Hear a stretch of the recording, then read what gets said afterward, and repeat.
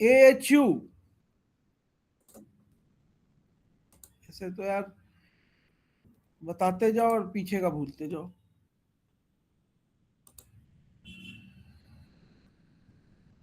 ये है AHU, air handling unit. Okay.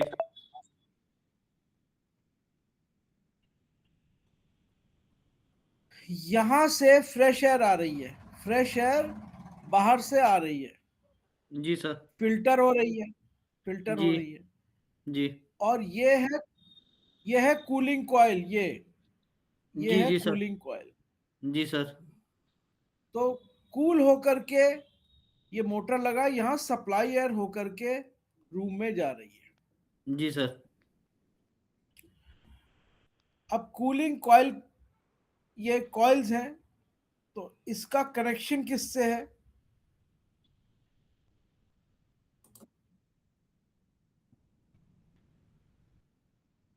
ये वीडियो दिख रहा है?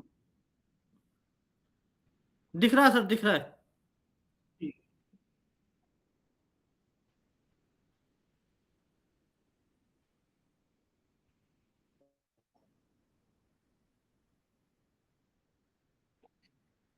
ये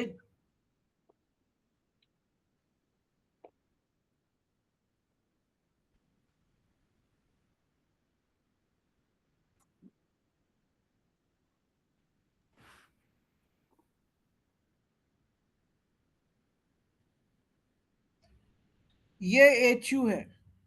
ये ये बस ऐसे दिखा रखा है। ये रिटर्न एयर ले रहा है, उसको कूल कर रहा है और फिर सप्लाई कर रहा है। जी।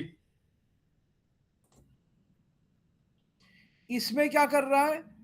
इसके ऊपर से बाहर से फ्रेश एयर ले रहा है, कूल कर रहा है और सप्लाई कर रहा है।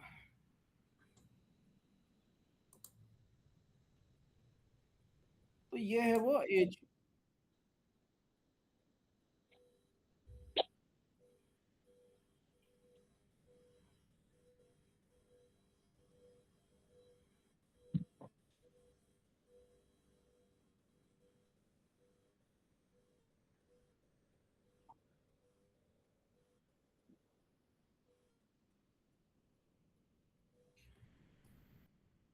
तो प्री फिल्टर जो है वो पहले, इसकी आवाज तो नहीं आ रही ना?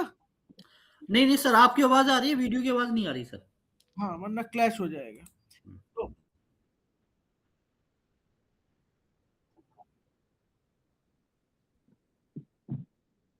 ये कूलिंग कॉइल आ गया। जी।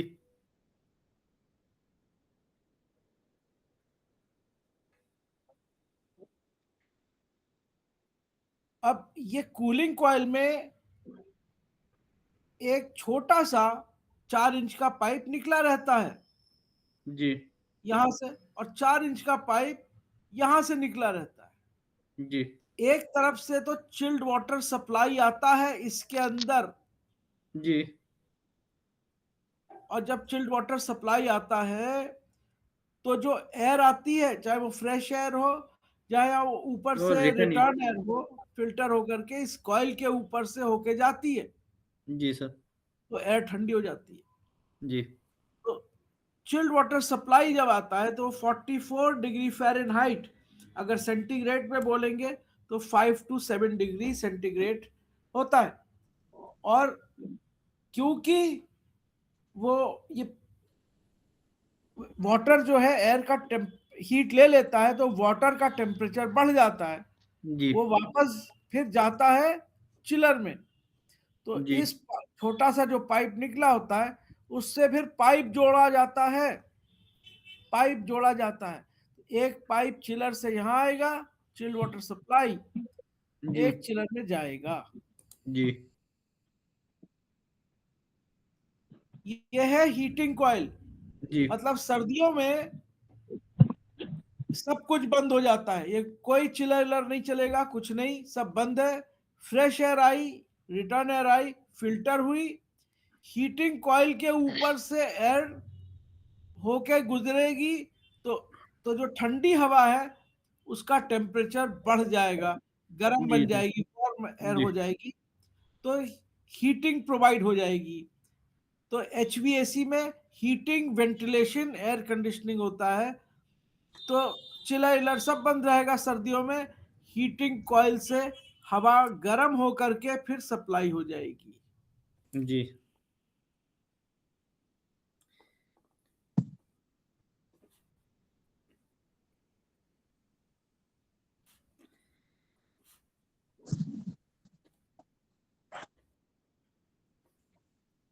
ये फैन है, फैन ब्लोअर।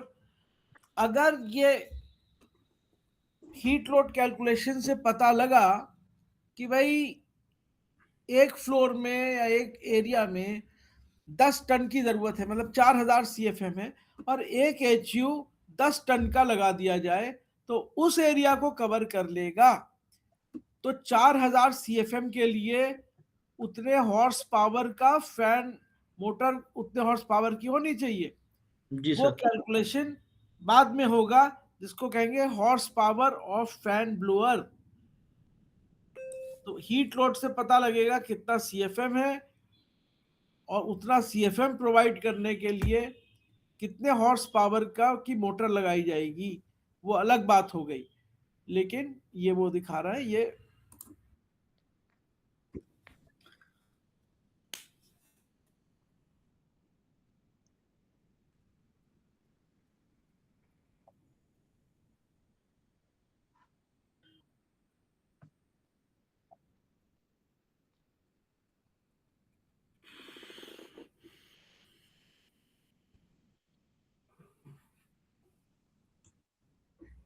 आ गया पाइप। ये एरो इधर दिखा रहा है, जी तो सर। ये चिल्ड इन वाटर हो रहा है। सप्लाई है, सप्लाई चिल्ड हो रहा वाटर। है। Chilled water chilled supply. Water supply 44 degree Fahrenheit पे। और ये एरो इधर दिखा रहा है, तो ये chilled water return. Return. Return का मतलब 54 डिग्री फ़ारेनहाइट पे जब पानी का टेम्परेचर बढ़ जाएगा तो पानी चिलर में जाएगा फिर से ठंडा होने के लिए, जी। जिससे कि दोबारा फिर से वो आए ठंडा होकर के, और फिर से वो कूलिंग प्रोवाइड करता रहे। तो chilled water supply, chilled water return cycle चलेगी।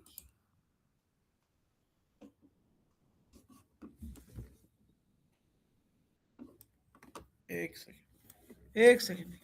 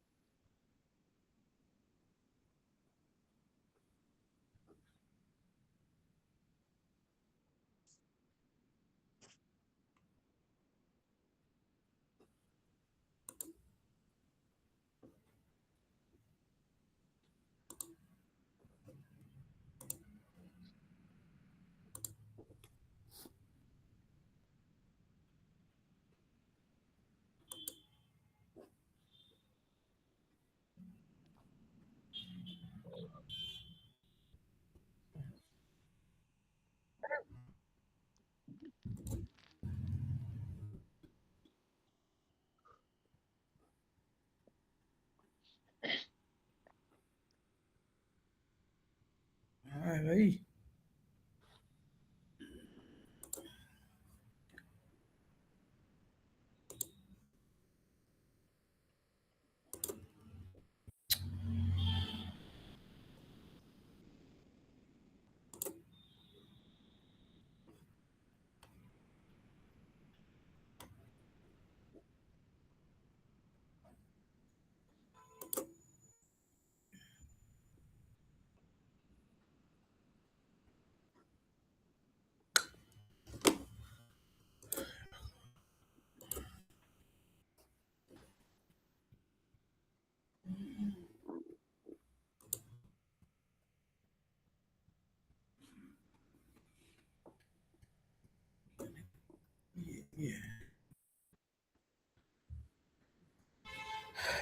देखो, पहले एक बात बताओ, वेपर कंप्रेशन साइकिल ठीक से आती है कि नहीं आती?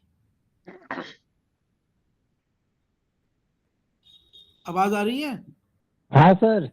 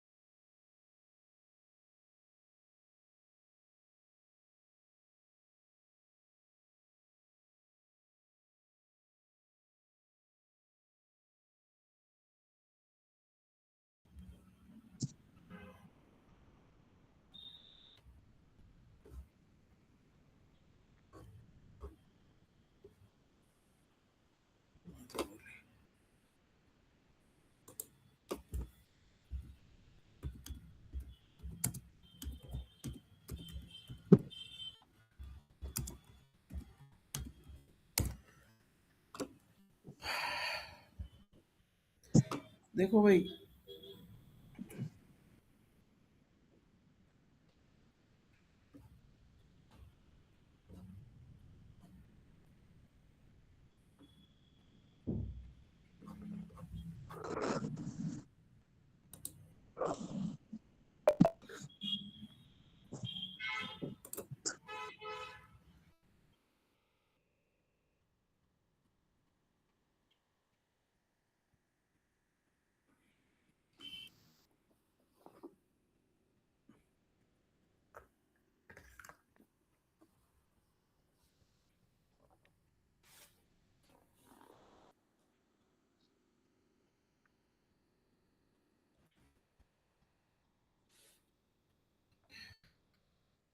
सुनो भाई, यह है वेपर कंप्रेशन साइकिल। किसी भी किसी भी एसी में, चाहे वो विंडो एसी हो, स्प्लिट एसी हो, वीआरवी सिस्टम हो, पैकेज हो, चिलर, चार कंपोनेंट्स होते हैं। कौन कौन से? कंप्रेसर, कंडेंसर, एक्सपेंशन वाल्व और इवेपोरेटर। अब चिलर की बात कर रहे हैं तो चिलर में भी चार कंपोनेंट्स हैं: compressor, condenser, expansion valve, evaporator. ये चारों कंपोनेंट्स आपस में कॉपर पाइप से जुड़े रहते हैं, जैसे इसमें दिखाया है। और इस कॉपर पाइप के अंदर रेफ्रिजरेंट होता है। रेफ्रिजरेंट क्या होता है? एक कंपाउंड है। जैसे पानी एक कंपाउंड है, H2O, हाइड्रोजन एलिमेंट है, ऑक्सीजन एलिमेंट है, लेकिन मिलके कंपाउंड बन जाता है H2O। ये नेचुरल कंपाउंड है, हवा में अपने आप मिलता। कुछ कंपाउंड लेबोरेटरी में बनाए जाते हैं। तो रेफ्रिजरेंट जो है वो लेबोरेटरी में बनाया गया है for the purpose of cooling in air condition unit. इसका बॉइलिंग पॉइंट 30 डिग्री सेंटीग्रेड होता है। जैसे पानी का बॉइलिंग पॉइंट 100 डिग्री सेंटीग्रेड होता है, रेफ्रिजरेंट ऐसा यूज किया गया है जिसका बॉइलिंग पॉइंट 30 डिग्री सेंटीग्रेड हो। क्यों 30 डिग्री हो? जिससे वो जब चाहे लिक्विड में फेस चेंज कर ले और जब हम चाहें तो वो वेपर में बदल जाए। जब चाहे लिक्विड में बदल जाए, जब चाहे वेपर में बदल जाए। जब चाहे नहीं, मतलब जैसे मूवमेंट होगा उस हिसाब से बदलेगा। क्यों बदलेगा वो भी बात करेंगे। कंप्रेसर का क्या काम है? कंप्रेस आवाज तो आ रही है ना मेरी? हाँ सर, आ आ रही रही है है बात। सर। कंप्रेसर का काम है, 3 काम है कंप्रेसर के। Suction, compression, discharge. किसका सेक्शन? रेफ्रिजरेंट का। जो हो रहा है वो रेफ्रिजरेंट के साथ होगा, जो करेगा वो रेफ्रिजरेंट करेगा। तो जब मैं कहूं सक्शन, इसका मतलब रेफ्रिजरेंट का सेक्शन। कंप्रेशन, रेफ्रिजरेंट का कंप्रेशन। डिस्चार्ज, रेफ्रिजरेंट का डिस्चार्ज। ये कंप्रेसर का काम है। 5 तरह के कंप्रेसर है, वो बात अलग है, लेकिन 5 कंप्रेसर बोला तो काम एक ही है। एक ओके। मतलब 3 काम है। कंप्रेशन, वो सक्शन, खींचेगा, खींचने को सक्शन कहेंगे, खींचेगा। मोटर है, मोटर घूमेगी तो खींचेगा, कंप्रेस करेगा और डिस्चार्ज करेगा। ओके। जब कंप्रेस करता है, जैसे साइकिल में हवा भरते हैं जी। तो पिस्टन नीचे जाता है तो वॉल्यूम कम होता है, टेम्परेचर और प्रेशर बढ़ता है। जी। इसी तरह कंप्रेसर में जब रेफ्रिजरेंट कंप्रेस होता है तो टेम्परेचर बढ़ता है और यहाँ पे टेम्परेचर 88 डिग्री सेंटीग्रेड हो जाता है। और कौन सा फेज होता है? वेपर। वेपर, वेपर, यहाँ पे वेपर है। यहाँ वेपर क्यों है? जब हम साइकिल कंप्लीट करेंगे तब समझेंगे यहाँ वेपर क्यों है। अभी ये समझो कि यहाँ पे वेपर को कंप्रेस, सक्शन किया, कंप्रेस किया, डिस्चार्ज किया। ये वेपर फॉर्म, सॉरी उल्टा कर रहा हूं, यहां से सक्शन किया, कंप्रेस किया और कंडेंसर की तरफ डिस्चार्ज किया।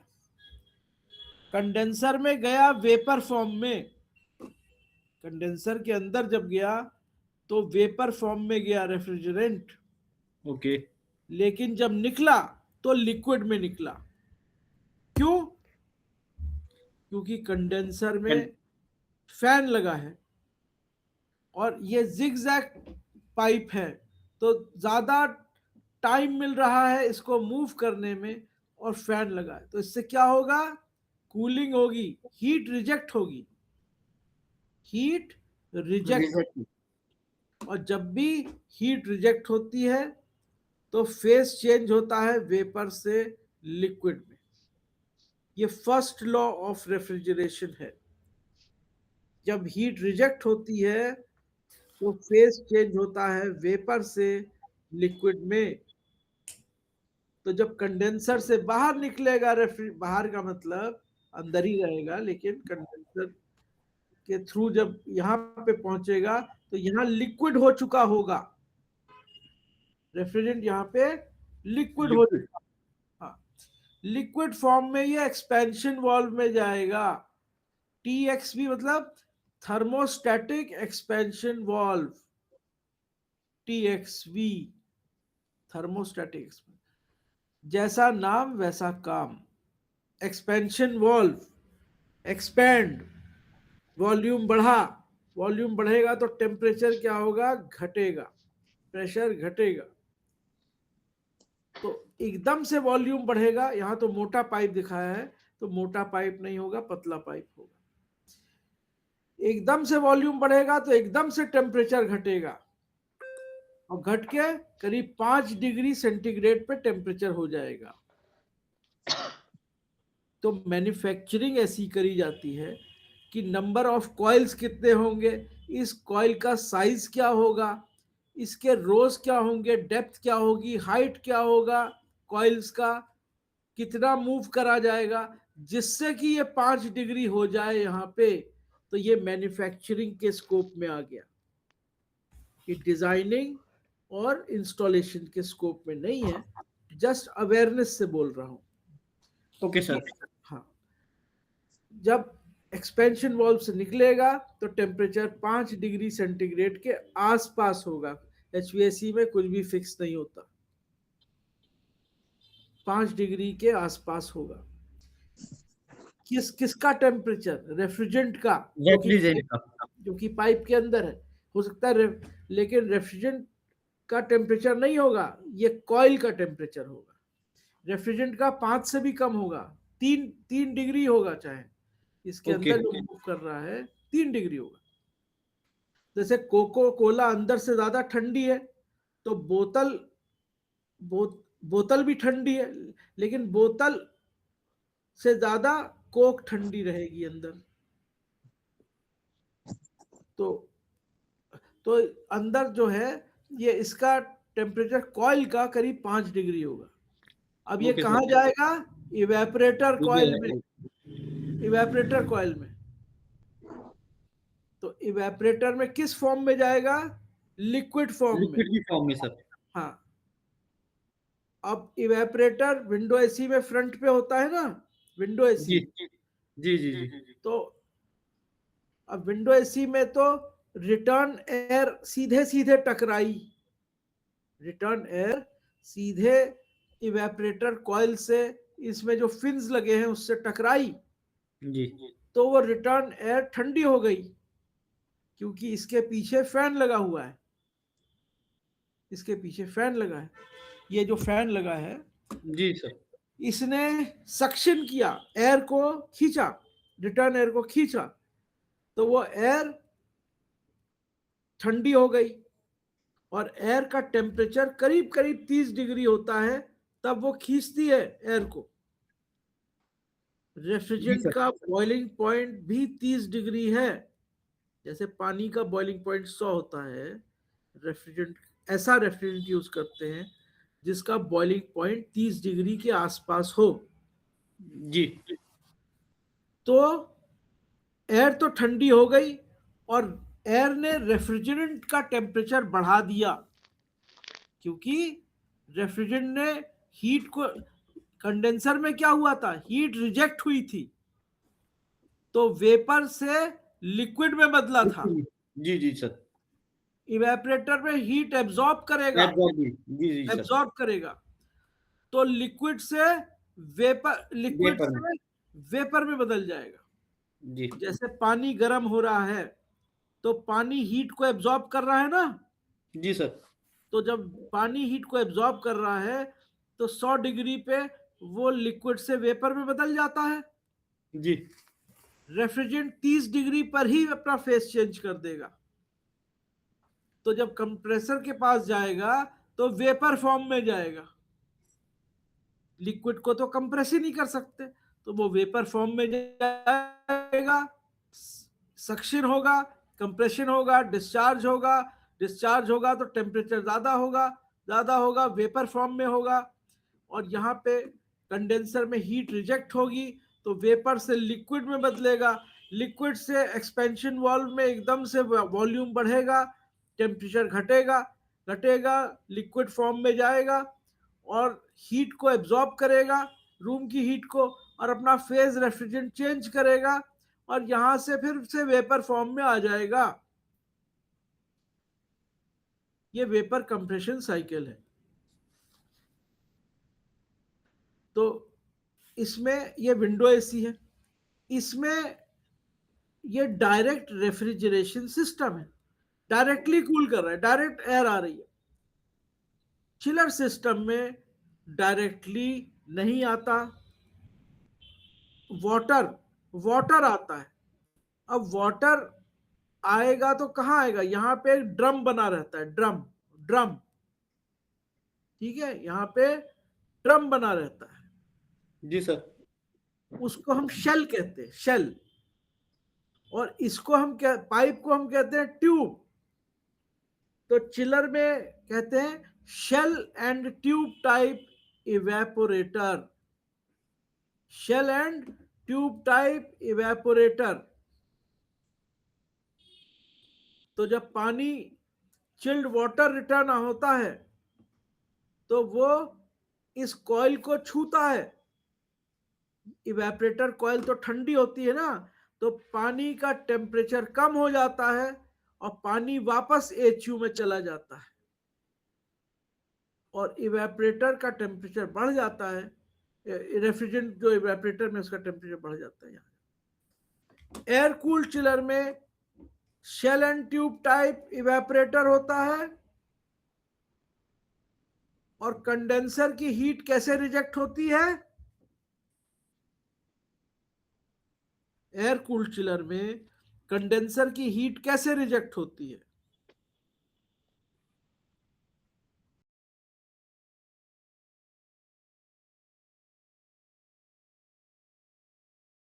तो जी सर। कंडेंसर की हीट यहां पे ओपन फिन टाइप कंडेंसर होता है एयर कूल्ड चिलर में। ओके। तो जितना ज्यादा टनेज उतना ज्यादा रेफ्रिजरेंट, उतना मोटा पाइप, उतनी ज्यादा हीट। तो 200 टन तक 250 टन तक हम लोग एयर कूल्ड चिलर यूज कर लेते हैं क्योंकि एयर इसकी हीट को हटा देता है। 200-250 टन के बाद हम लोग वाटर कूल्ड चिलर यूज करते हैं। तो क्या होता है, चाहे एयर कूल्ड चिलर हो चाहे वाटर कूल्ड चिलर हो, evaporator shell and tube type ही होगा। लेकिन एयर कूल्ड चिलर में इवेपरेटर तो शेल एंड ट्यूब टाइप होगा लेकिन कंडेंसर ओपन फिन टाइप होगा। Open fin type, type. जिसमें जो फैन है वो उसकी हीट को हटा देगा। लेकिन वाटर कूल्ड चिलर में यहां shell and tube type condenser भी आ जाएगा। Shell and tube type condenser cooling, यहां पे जो रेफ्रिजरेंट है वो पानी को ठंडा कर रहा है। जो जो उसका है चिलर का रेफ्रिजरेंट है वो पानी को, इवेपरेटर में कंडेंसर में अब पानी रेफ्रिजरेंट को ठंडा करेगा। उल्टा हो गया, यहां रेफ्रिजरेंट ने पानी को ठंडा किया क्योंकि उस पानी को वापस एचयू के पास जाना है। लेकिन वाटर कूल चिलर में ये तो ऐसा रहेगा ही रहेगा, चेंज आएगा कंडेंसर साइड में। यहां पे शेल एंड ट्यूब टाइप होगा, कूलिंग टावर से पानी आएगा, कंडेंसर को ठंडा करेगा क्योंकि पानी में 10 गुना ज्यादा हीट एब्जॉर्बिंग कैपेसिटी होती है पानी या लिक्विड में। जी। इसीलिए यहां पे लिक्विड फॉर्म में रेफ्रिजरेंट को हम चाहते हैं क्योंकि लिक्विड ज्यादा हीट एब्जॉर्ब कर लेगा वेपर के बनस्बत। तो यहां पे shell and tube type condenser होगा वाटर कूल चिलर में। कूलिंग टावर से पानी आएगा, कूलिंग टावर से कंडेंसेट, कंडेंसर के नाम से रख दिया है, कंडेंसेट वाटर सप्लाई आएगा। आएगा कैसे, जब पंप लगा होगा तो कंडेंसेट जी। वाटर पंप लगा होगा, कंडेंस पानी ठंडा करेगा तो पानी का टेम्परेचर बढ़ जाएगा, फिर वो पानी वापस कूलिंग टावर में जाएगा, फिर जी। ठंडा होके फिर आ जाएगा, फिर जाएगा, फिर आएगा। ठीक है, ये वेपर कंप्रेशन साइकिल है। अब इसको हम उस वीडियो में देखते हैं।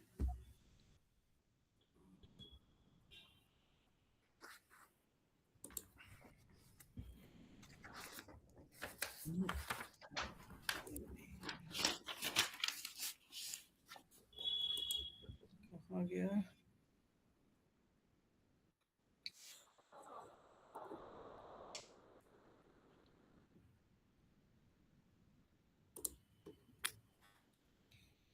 कहाँ गया भाई,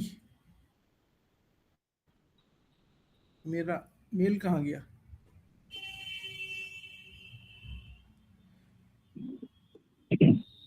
मेल कहाँ चला गया मेरा? ये है? नहीं,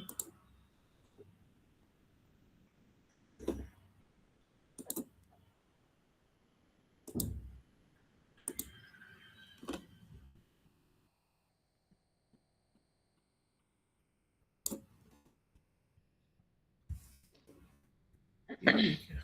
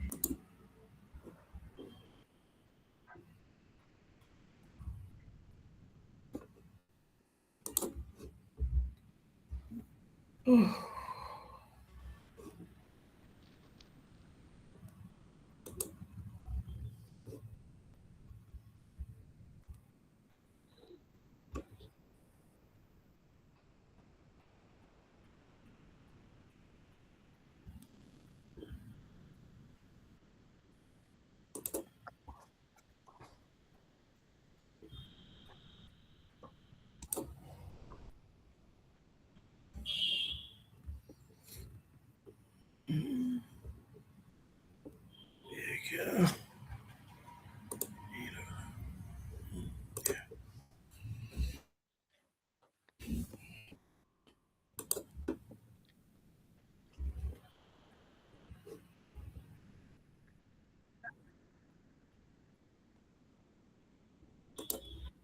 वीडियो चलता हुआ दिख रहा है?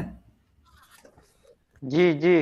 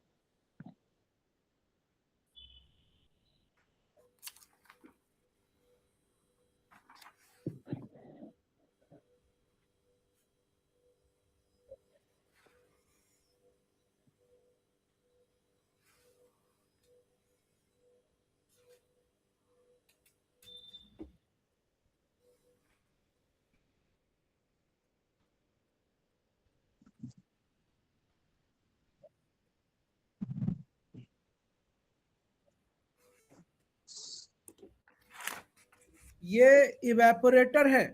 जैसे विंडो एसी में सामने वाली साइड इवेपोरेटर होती है और पीछे की साइड कंडेंसर होती है, ठीक जी है? सर। जी। तो ये इवेपोरेटर है, चीज वही है। अब इसके ये जो पाइप है इसके अंदर पानी है, तो ये ओके। एक से चिल्ड वाटर रिटर्न आया कोई भी एक पाइप से। वो मैन्युफैक्चर पे है, ऊपर कोई भी एक पाइप हो सकता है। एचयू से चिल्ड वाटर रिटर्न आया पाइप के अंदर, ऐसे आया, ये आया, ये यहां से ये आया। और ये जो है ये वाटर है, वाटर वो सॉरी रेफ्रिजरेंट। कौन सा रेफ्रिजरेंट? प्राइमरी रेफ्रिजरेंट, जो कि चिलर के अंदर है रेफ्रिजरेंट। ये जो दिख रहा है, ये जो हल्का ब्राउन रंग का है, ये चिलर के अंदर का रेफ्रिजरेंट। इसको प्राइमरी रेफ्रिजरेंट कहेंगे। रेफ्रिजरेंट वो चीज है जो हीट को एब्जॉर्ब करती है। ये रेफ्रिजरेंट पानी की हीट को एब्जॉर्ब कर रहा है यहां पे, लेकिन जब पानी वापस जाता है तो वो एयर की हीट को एब्जॉर्ब करता है, तो पानी भी तो एक रेफ्रिजरेंट हो गया। तो पानी हो गया सेकेंडरी रेफ्रिजरेंट। और चिलर के अंदर ये जो है ये है प्राइमरी रेफ्रिजरेंट। प्राइमरी रेफ्रिजरेंट जो कि R407 हो सकता है, 410 हो सकता है, R134A हो सकता है, नाम है बस। ये प्राइमरी रेफ्रिजरेंट, ये वाटर सेकेंडरी रेफ्रिजरेंट की हीट को एब्जॉर्ब कर रहा है।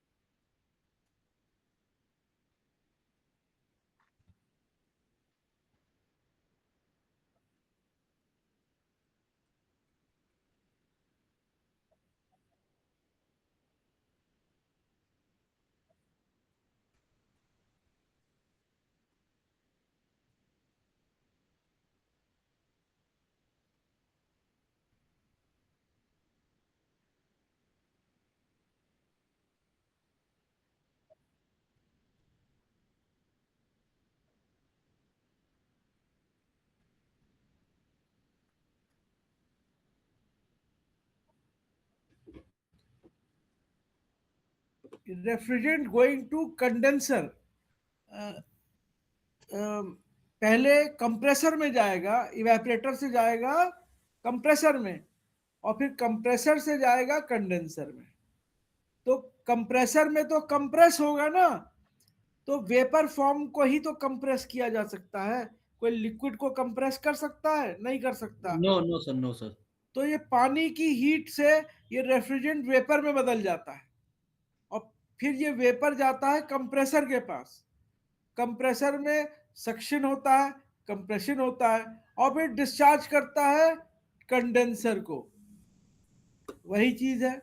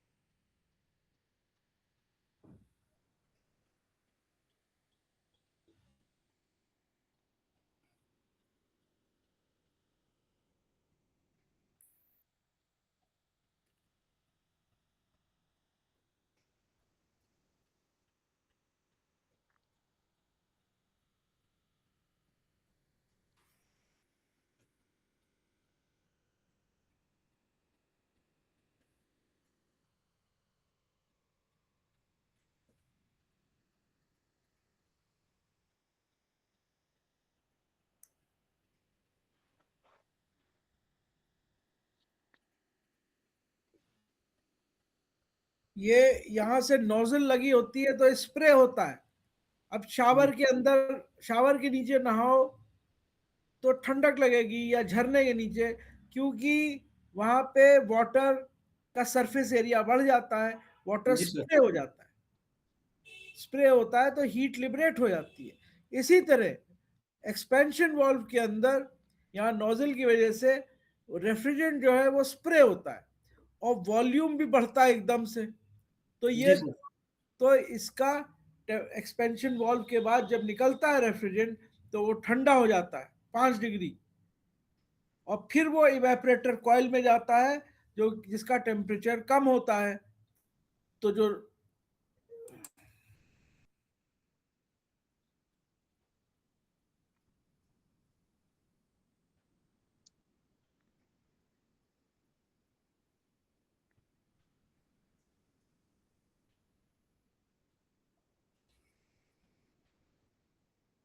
ये रेफ्रिजरेंट आ रहा है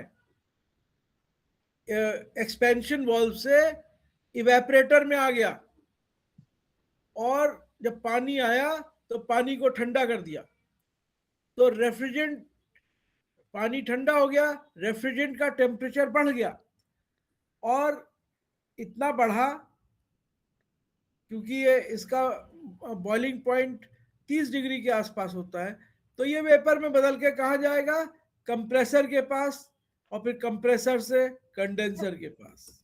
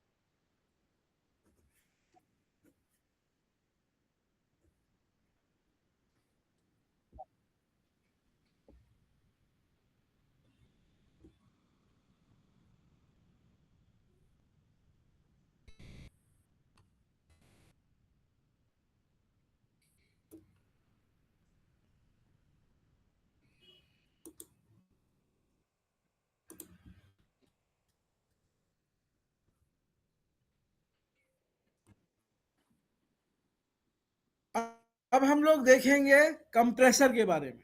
5 तरह के कंप्रेसर होते हैं। कंप्रेसर का काम क्या है? कंप्रेसर का क्या काम है? कंप्रेस करना। 3 काम है,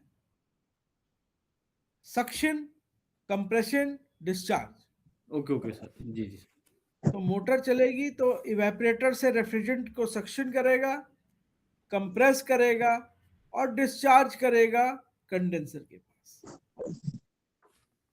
तो अगर माइंड में ये आ रहा है कि भैया कंप्रेस करके हीट बढ़ रही है, ये क्यों हीट भी बढ़ा रहे हो, तो ये एक साइक्लिक प्रोसेस डिजाइन करी गई थी कि भाई यहाँ फेस चेंज करना है ना। जी सर। 2 काम है, एक तो फेस चेंज करना है, हीट ट्रांसफर करना है। तो फेस चेंज करने के लिए कंप्रेसर को तो वेपर ही चाहिए, लिक्विड को कंप्रेस नहीं कर सकता। जी सर। इवेपोरेटर में अच्छा होगा कि लिक्विड जाए, क्योंकि लिक्विड जो है वो ज्यादा हीट को एब्जॉर्ब कर लेता है। तो इवेपोरेटर में तो लिक्विड फॉर्म में चाहिए हमें, कंप्रेसर में वेपर फॉर्म में चाहिए।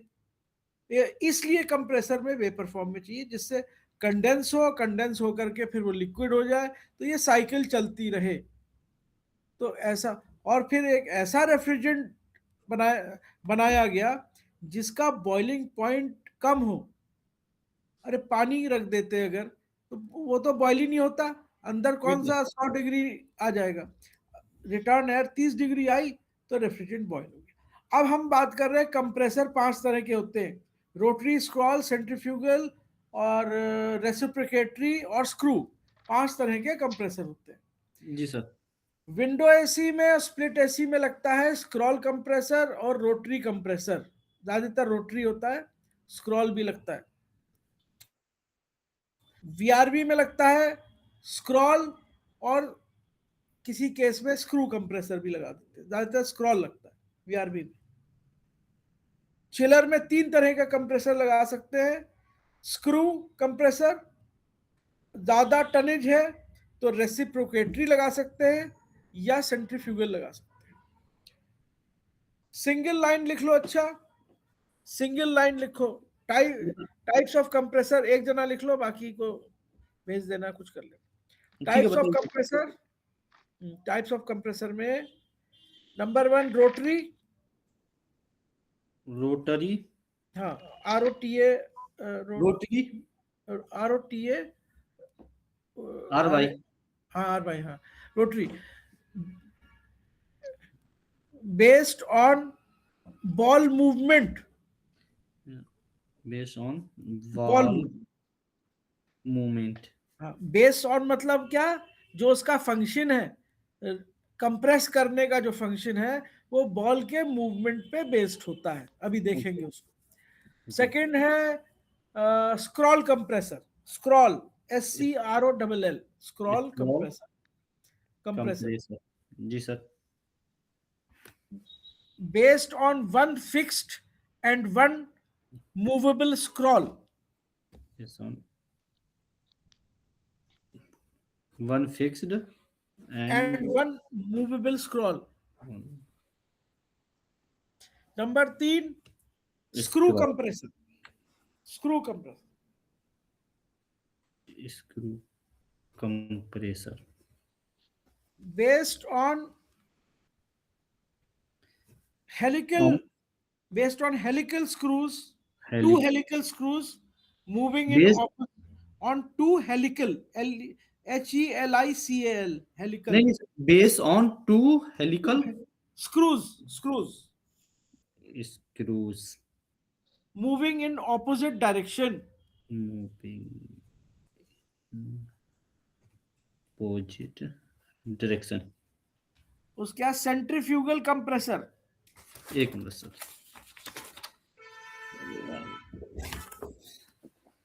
Centrifugal compressor compressor. based on impeller movement.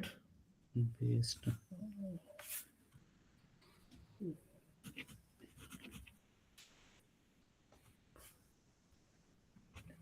ठीक है sir. Based on impeller movement. movement in multi-stage type, in multi, इसी में लिखिए, in multi-stage type, multi step type, stage, STAGE, stage, stage, okay, stage stage type, type, there are more than one impellers.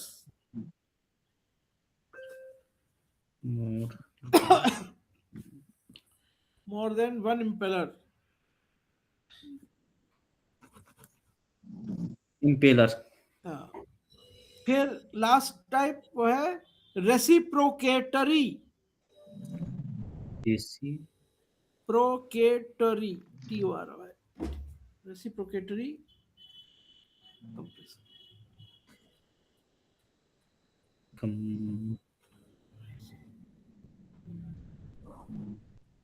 ठीक। based on piston movement. स्टैंड, Piston, PISTON, piston, piston, okay okay, PISTON, piston movement. हाँ movement.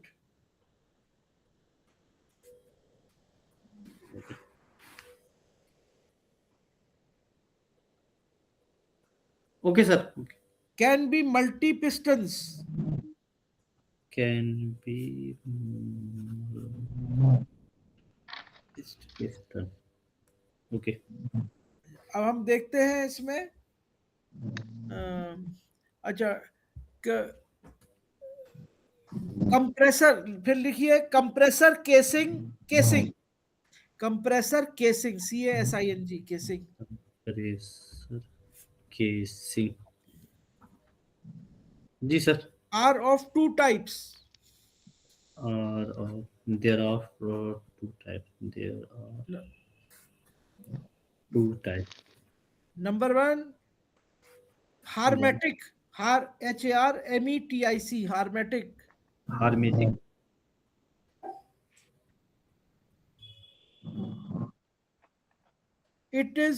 It can only be replaced, not repaired. It can Only be only replaced, be cannot be opened or repaired. replace, can be Be opened और repaired. open और repair. मतलब motor खराब हो गया तो पूरा compressor ही change होगा इसमें, Okay. Hermetic type. Semi hermetic, Second, semi और hermetic, can be repaired, can be opened and repaired, it can be it can be opened and repaired. and repair. The name of the chiller, next line, the name of the chiller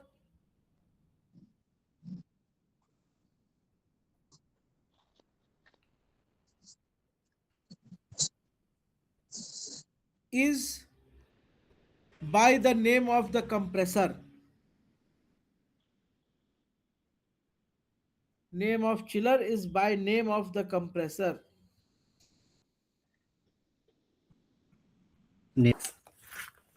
मतलब अगर screw screw chiller बोलेगा कोई, इसका मतलब है कि उसमें screw compressor लगा है। Okay, sir. सेंट्रीफ्यूगल चिलर, हाँ, सेंट्रीफ्यूगल चिलर बोलेगा मतलब सेंट्रीफ्यूगल कंप्रेसर लगा है। Okay, sir. रेसिप्रोकेटरी स्क्रॉल और रोटरी चिलर चिलर में नहीं लगते, वो छोटे होते हैं। Okay, sir. अब देखते हैं इसको।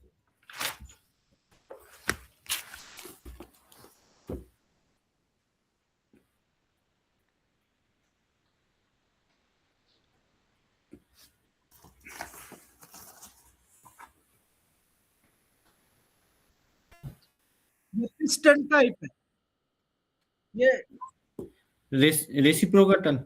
हाँ, ये रेसिप्रोकेटरी टाइप है।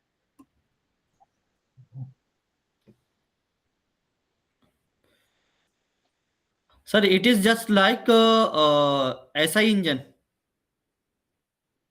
क्या?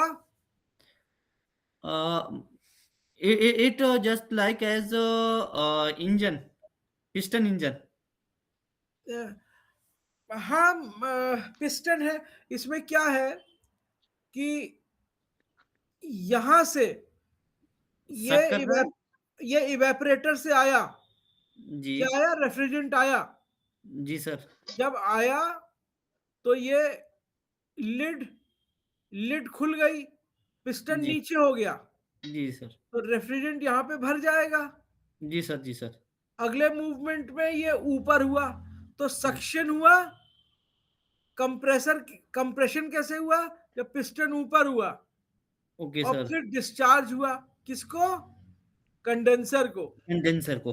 हाँ, सक्शन, कंप्रेशन, डिस्चार्ज, सब में एक ही काम है, अलग अलग तरह से है। भाई अलग तरह से क्यों है, एक ही तरह का बना देते, क्या जरूरत थी 5 तरह के बनाने की। जरूरत तब पड़ी जब इक्विपमेंट ज्यादा टनेज था, ज्यादा रेफ्रिजरेंट था, ज्यादा कंप्रेशन करना था, तो अलग तरह का डिजाइन किया गया। ये बात।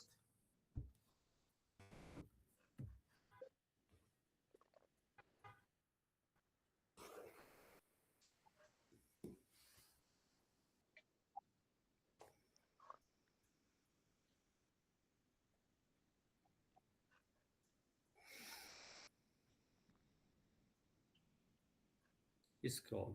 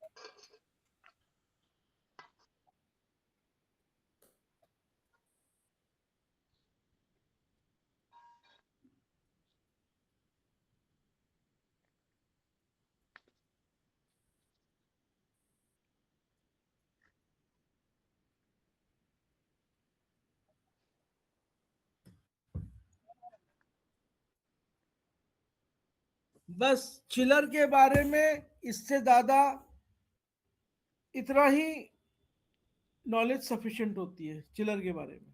Okay sir. क्यों सफिशिएंट होती है? नॉलेज तो बहुत बड़ी चीज है भैया। क्योंकि यार एक चीज को समझो, मैन्युफैक्चर नहीं कर रहे, बार बार एक बात बोलता हूँ, क्योंकि अनसेटिस्फाइड ना रहो कि हमें हमारा काम क्या है। हमारा सबसे पहला काम है हमें कितना टनेज चाहिए। सीक्वेंस ऑफ वर्क लिखो, सीक्वेंस ऑफ वर्क, सीक्वेंस लिखो लिखो, sequence of work. Sequence, sequence. Number one, building सर्वे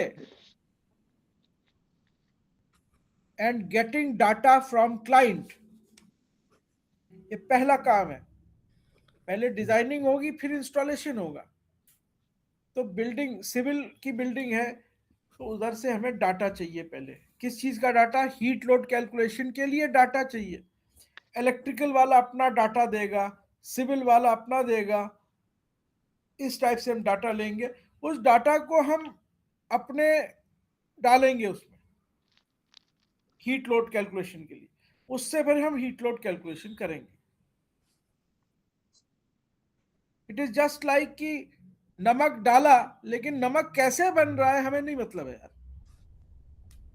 मतलब ओके सर। हाँ, वो एक्सक्यूज नहीं कर रहा हूं मैं, मतलब मैं बता रहा हूँ अपना स्कोप ऑफ वर्क तो समझो। उसके बाद नॉलेज लेते रहो भाई जितनी लेनी है। जी अच्छा, सर। पहला हो गया बिल्डिंग सर्वे। नंबर टू है heat load calculation. Heat load calculation. Okay sir. Calculation क्यों करते हैं? रूम नम उसके नीचे दो पॉइंट्स आएंगे। रूम वाइज सीएफएम निकालते हैं, room wise CFM, room wise CFM. CFM. और दूसरा करते हैं total TR needed for building, total TR needed. For building. Her room में कितना सीएफएम चाहिए, एक तो ये जानना जरूरी है। जी। और टोटल बिल्डिंग में कितना टनेज चाहिए, उसी के हिसाब से तो हम चिलर लेंगे या बीआरबी लेंगे, जो भी लेंगे। जी सर। सेकंड, थर्ड पॉइंट हो गया इक्विपमेंट सिलेक्शन।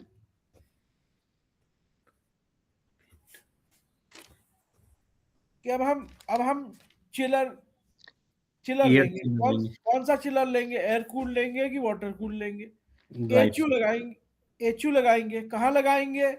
कौन से फ्लोर पे लगाएंगे? कितने टनेज का लगाएंगे? पंप पंप लगाएंगे, वो कैसे लगाएंगे? ये सब एक प्रैक्टिस प्रोजेक्ट में हम लोग करेंगे। लेकिन अभी ये लिखो। चौथा इक्विपमेंट सिलेक्शन हुआ। तीसरा, चौथा है इक्विपमेंट लोकेशन। अरे चिलर लिया तो रखेंगे कहाँ? एचयू कहाँ रखेंगे? कौन से बिल्डिंग के कौन से हिस्से में, लोकेशन पे हम रखेंगे? ठीक है। जी सर। पांचवा पॉइंट, जो शाफ्ट है या स्लैब ओपनिंग, कंक्रीट की स्लैब की ओपनिंग या शाफ्ट कहाँ कहाँ हमें प्रोवाइड करी है क्लाइंट ने, जहां से हम पाइपिंग और डक्टिंग नीचे से ऊपर ले जाएंगे। ऐसे खुले में थोड़ा कोई शाफ्ट होगा, कोई ओपनिंग होगी, क्लाइंट कहेगा ये तुम्हारी ओपनिंग है, वहां से हम डक्ट और पाइप ले जाएंगे। Ducting and piping. हाँ, shaft and slab opening provided for service. Next, छठा पॉइंट है single line diagram. Single line diagram, SLD. SLD क्या मतलब हुआ? चिलर से एचयू के बीच में पाइपिंग है, तो तीन ड्राइंग बनेंगी एसएलडी में। एक एक पाइपिंग की, पाइपिंग, एक एसी डक्टिंग की, एसी डक्टिंग, डक्टिंग। और ओके। तीसरी वेंटिलेशन डक्टिंग। वेंटिलेशन। जब एसी डक्टिंग बोलते हैं तो सप्लाई एयर, रिटर्न एयर से मतलब होता है। Okay sir. और जब लिख लो उधर सब, SA dash RA, AC ducting ऐसे और डैश RA, और वेंटिलेशन जब बोलेंगे तो FA dash EA, okay okay okay pressure fresh air and extractor. Extract air. हाँ, फिर डिटेल ड्राइंग बनाएंगे, सारी एसेसरीज की, डैम्पर है और fire damper, VCD, valve package, कहाँ कहाँ क्या क्या आएगा, ये सारी एसेसरीज ड्राइंग में बनाई जाएंगी। फिर डिटेल, 7वां पॉइंट है। 8वां जी फिर कैलकुलेट, जब ये बन जाएगा फिर 8वां कैलकुलेशन करेंगे। कौन कौन से कैलकुलेशन? डक्ट साइज, 8वां पॉइंट कैलकुलेशंस। एक तो हीट लोड किया था पहले, कैलकुलेशन अब करेंगे duct size, pipe size, comma pipe size, comma pipe ESP, size comma ESP, ESP comma pump head,